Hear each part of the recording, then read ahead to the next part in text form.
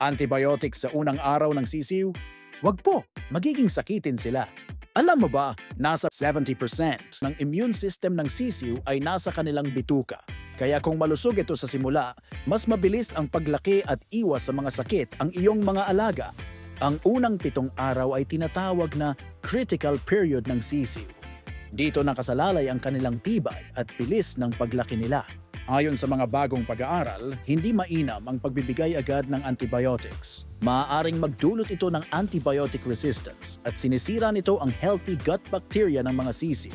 Mas natural at mas ligtas ang probiotics at prebiotics sa unang araw dahil pinapalakas nito ang immune system ng mga sisiw.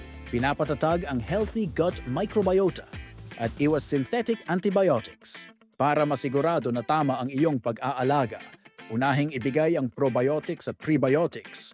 Bigyan sila ng malinis na tubig at brooder at siguraduhin na tama ang init at ventilation. Kapag healthy ang start mo, healthy din ang flock mo.